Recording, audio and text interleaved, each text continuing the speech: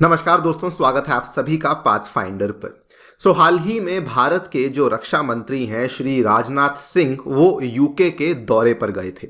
ये दौरा अपने आप में बहुत ही अहम और बहुत ही महत्वपूर्ण था, बिकॉज 22 साल के बाद ऐसा पहली बार हुआ था कि हमारे कोई रक्षा मंत्री हैं जो कि यूके गए थे।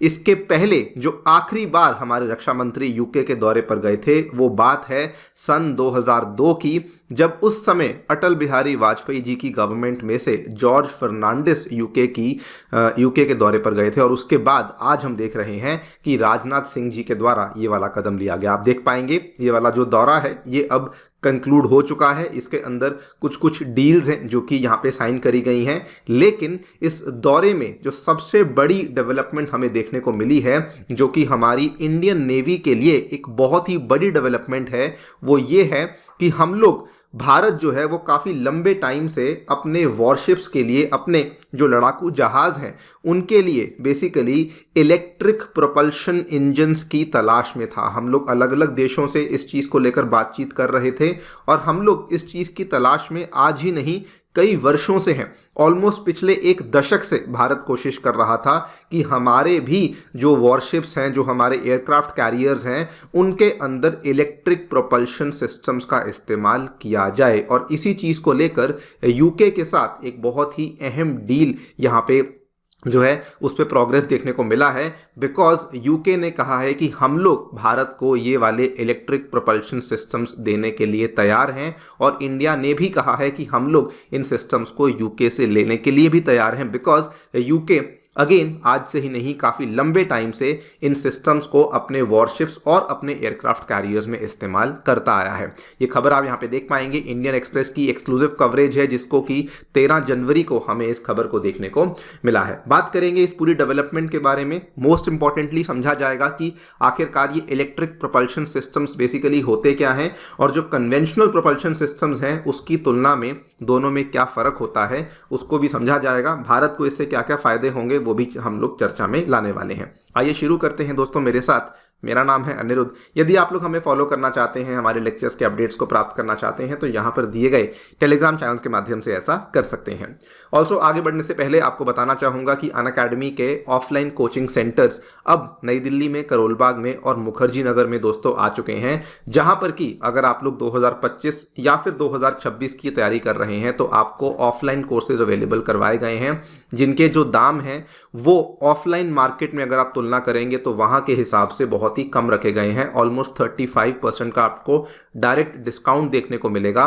ये वाले जो कोर्सेज हैं 27 जनवरी से और 30 जनवरी से शुरू होने वाले हैं। 27 जनवरी को कोर्स होगा शुरू करोल बाग में, जो कि होगा इंग्लिश मीडियम में, और 30 जनवरी को कोर्स शुरू होगा मुखर्जी नगर में, जो कि होगा हिंदी मीडियम में। तो यदि आप लोग इंटरेस्टेड हैं, सेंटर्स को विजिट कर सकते हैं, नीचे दिए गए फ़ोन नंबर्स पे फ़ोन कर सकते हैं। अदरवाइज सबसे आसान तरीका है, इस वीडियो के साथ देखते देखते नीचे आप डिस्क्रिप्शन बॉक्स में आपको एक बिटली का लिंक दिया हुआ है, उस लिंक की मदद से आप लोग जो हैं बेसिकली अपनी डिटेल्स भर सकते हैं और हमारी टीम खुद से ही आपको रीच आउट करेगी, आपकी प्रॉब्लम्स को सॉल्व कर देगी।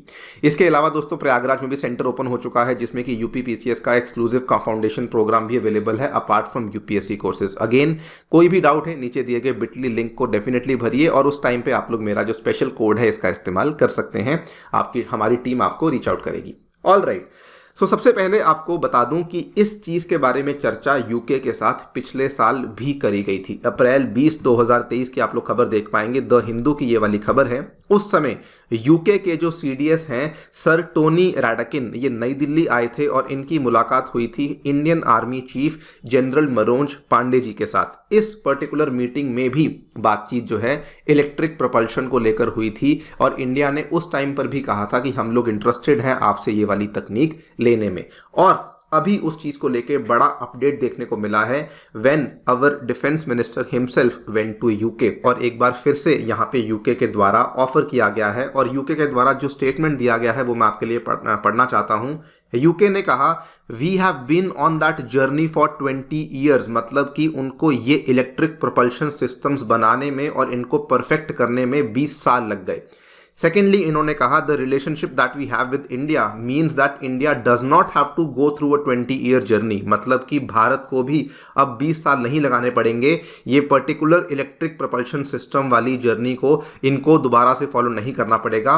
We can accelerate India to where we are today and that is what we are doing, मतलब कि डायरेक्टली हम लोग इंडिया को हेल्प कर सकते हैं। इंडिया को 20 साल यहाँ पे देने की आवश्यकता नहीं, डायरेक्टली वो वाली टेक्नोलॉजी जो है वो इंडिया के साथ शेयर करी जा सकती है। This is the statement given by the UK, जो कि बताता है कि वो लोग काफ़ी इंटरेस्टेड हैं ये वाली टेक्नोलॉजी को शेयर करने के लिए। खैर, सबसे पहले हमारे लिए इंपॉर्टेंट बन जाता है कि एग्जैक्टली ये टेक्नोलॉजी है क्या।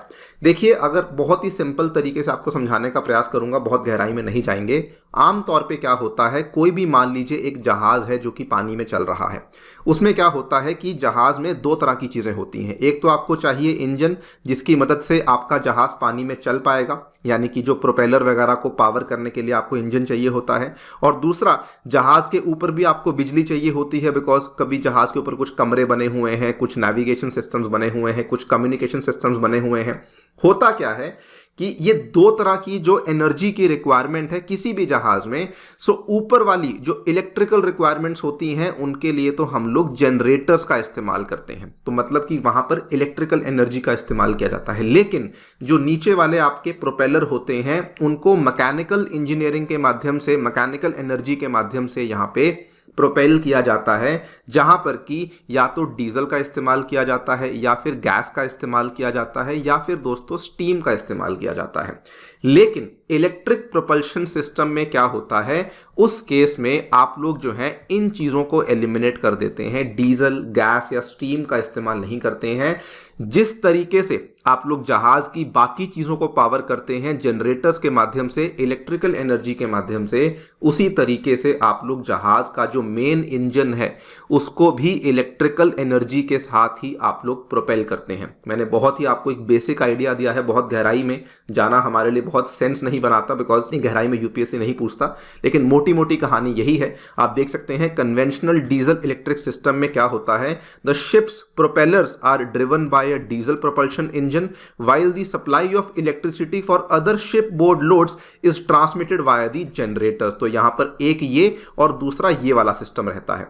इलेक्ट्रिक प्रोपल्शन सिस्टम में the power used to drive the propellers becomes an electric load, meaning that the generators can take care of all the shipboard loads, मतलब कि वही वाला जो जेनसेट है वो आपके हर तरह के जो लोड है उसको हैंडल करने के लिए काबिल बन जाता है इसमें। लेकिन आप इसको ये मत समझना कि इलेक्ट्रिक प्रोपल्शन में हम लोग डीजल या किसी और चीज़ का इस्तेमाल करेंगे ही नहीं। इसको आपको समझना है जैसे जो कन्वेंशनल सिस्टम था, जैसे अभी तक हमारी पेट्रोल डीजल पे चलने वाली गाड़ियां थी, लेकिन जो इलेक्ट्रिक प्रोपल्शन का सिस्टम है ये वो वाली गाड़ियां हैं जिनको आजकल हम लोग हाइब्रिड गाड़ियां बोलते हैं, जिसमें कि इलेक्ट्रिक व्हीकल भी होता है प्लस पेट्रोल भी डलता है। मतलब कि जब कभी बैटरी के अंदर पावर खत्म हो जाती है तो आप पेट्रोल का इस्तेमाल कर लो। सिमिलरली मान लीजिए आपका जहाज पानी पे चल रहा है, अगर कभी उसके अंदर जनरेटर्स में पावर खत्म हो जाती है तो उस केस में आप लोग डीजल का इस्तेमाल भी कर सकते हैं। This is the basic idea behind the electric propulsion system, जो कि भारत चाहता है कि उसको यूके से मिल जाए। सवाल आता है कि यूके ही क्यों? देखिए, खेल है डिमांड और सप्लाई का। डिमांड क्या है, भारत के जितने भी अभी लड़ाकू जहाज हैं, जो हमारे वॉरशिप्स हैं, उनके पास इलेक्ट्रिक प्रोपल्शन सिस्टम नहीं है। इनफैक्ट उसके अंदर हमें डीजल इंजन या गैस या स्टीम टर्बाइन्स देखने को मिलता है। इवन जो हमारा सबसे ताकतवर आईएनएस विक्रांत है, एयरक्राफ्ट कैरियर है, उसके अंदर भी ऐसा कोई सिस्टम नहीं है।